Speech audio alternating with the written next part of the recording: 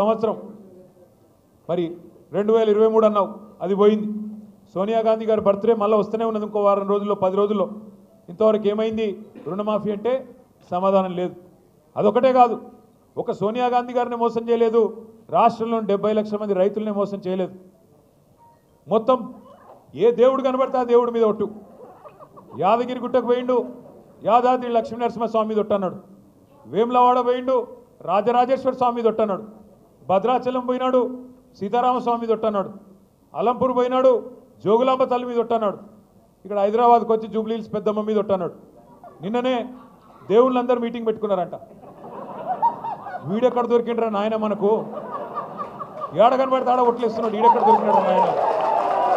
ఎందుకంటే మనుషులను మోసం చేసే మనుషులను చూసినాం, దేవుళ్ళను మోసం చేసేవాడు మొదటివాడు వీడు. మీరు ఆలోచించండి, నేను చెప్పేది తప్ప ఒప్ప ఆలోచించండి. ఏమన్నావు నువ్వు? 15 ఆగస్టు వరకు మొత్తం రుణమాఫీ. ఇంకా ఆ రోజు ఎగిరెగిరి పడుతుంది. హరీష్ రావు ఏడున్నావు, మూసిలో దుంకు, గంగల దుంకు, రాజీనామా చేస్తావా సస్తావా అంటివి. ఇవాళ అడవై మరి నీ రుణమాఫీ. ఆఖరికి పోని హిందూ దేవుళ్ళని మోసం చేసినావు. ఆఖరికి మా జాంగీర్ పీర్ దర్గా కూడా పోయి అక్కడ కూడా ఒట్టు పెడుతుంది సరిగా. జాంగీర్ పీర్ దర్గా పోయి పాపం అక్కడ ఒట్లు పెట్టినాడు. ఒక్కరిని కాదు, అన్ని కుల మెదక్ చర్చిని కూడా ఉంచుకున్నాడా? మెదక్ చర్చిలో యేసుక్రీస్తు కూడా బాధపడుతున్నాడు అంటే వీడెక్కడ దొరికిండ్రా నాయన. అక్కడ పోయి చర్చిలో అక్కడ కూడా ఒట్టు పెట్టినాడు. ఏ దేవుణ్ణి వదలలేదు, ఏ కులాన్ని వదలలేదు, ఏ మతాన్ని వదలలేదు. అంటే ఇంత మోసం అంటే ఇవాళ నేను నిజంగా కూడా హైదరాబాద్ ప్రజలకు మాత్రం, మీ చైతన్యానికి మాత్రం జిహెచ్ఎంసీ పరిధిలో నేను శిరస్సు వంచి మీకు పాదాభివందనం చేస్తాను. రాష్ట్ర వ్యాప్తంగానేమో కాంగ్రెస్ పార్టీ మాటలు విని జిల్లాలలో పాపం కొంతమంది మోసపోయినారు. మా తమ్ముళ్ళు, మా అన్నలు, మా అక్కలు, చెల్లెలు కూడా ఫ్రీ బస్సు, తులం బంగారం అంటే కొంతమంది మోసపోయినారు. కానీ హైదరాబాద్ వాళ్ళు మాత్రం మోసపోలేదు. ఎందుకంటే కాంగ్రెస్ను చూసి వీళ్ళ మాటలు తెలుసు కాబట్టి, వీళ్ళ వ్యవహారం తెలుసు కాబట్టి రాజేంద్ర నగర్ కానీ శేర్లింగంపల్లి కానీ మొత్తం 24 నియోజకవర్గాలు ఉంటే జిహెచ్ఎంసీ పరిధిలో ఒక్కటంటే ఒక్క సీటు కూడా కాంగ్రెస్కి ఇవ్వకుండా మీ చైతన్యాన్ని మీరు మాత్రం చూపెట్టినారు. సరే, మనం గెలిపించిన వాళ్ళు అప్పుడప్పుడు మన వాళ్ళు అనుకున్న వాళ్ళు మనం మోసం చేయొచ్చు, వాళ్ళు తప్పు చేయొచ్చు. కానీ ఇందాక తమ్ముడు కార్తీక్ చెప్పినట్టు తప్పకుండా పశ్చాత్తాపపడే రోజు, బాధపడే రోజు. పెద్దలు అప్పుడెప్పుడో చెప్పినట్టు రాజకీయాల్లో హత్యలు ఉండవు, ఆత్మహత్యలు మాత్రమే ఉంటాయి. అందుకే మీరు గెలిపించిన మీ ఎమ్మెల్యే గారు ఆత్మహత్య చేసుకున్నాడు తప్ప మీరు తప్పు చేయలేదు. ఆయన పోయినా ఏమి కాదు పార్టీకి అని చెప్పి ఇవాళ పార్టీని మణికొండలో కావచ్చు, నార్సింగిలో కావచ్చు, బండ్లగూడలో కాపాడుకుంటూ ఎక్కడికక్కడ అద్భుతంగా నడుపుతున్న పోరాట పటిమను ప్రదర్శిస్తున్న మా నాయకులు మొత్తానికి హృదయపూర్వకంగా ధన్యవాదాలు. నేను మీతో ప్రార్థన, మీ అందరితో ప్రార్థన ఒకటే.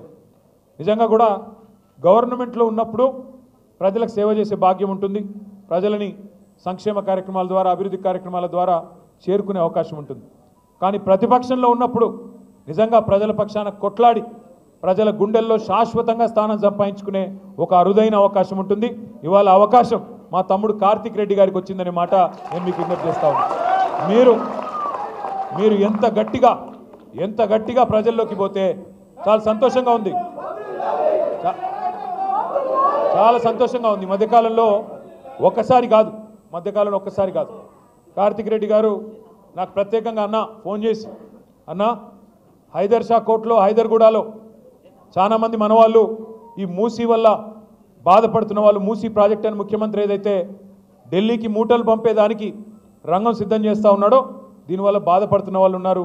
అంటే నేను ఒకటే అన్నాను, మన పార్టీ ఆఫీస్కి ఎప్పుడైనా రావచ్చు ఎవరైనా బాధితులు, తప్పకుండా వారికి స్వాగతం. అంటే ఒకరు కాదు, ఇద్దరు కాదు, దాదాపు 500-600 కుటుంబాలు ఇక్కడికి వచ్చి సబితక్కని, మన నాయకులని, మనందరినీ కలిసి మీరు మా దగ్గరికి రండి అంటే రాజేంద్ర నగర్ నియోజకవర్గం అంతా 2-3 డివిజన్లు తిరిగినాం. అత్తాపూర్ కానీ, హైదర్ షా కోట్ కానీ, పక్కనే అటు బౌద్ధపురాకు, మన కారువాన్ దగ్గర ఉండే ప్రాంతం కానీ మొత్తం తిరిగినాం. కిషన్ బాగ్ కూడా వచ్చినాం.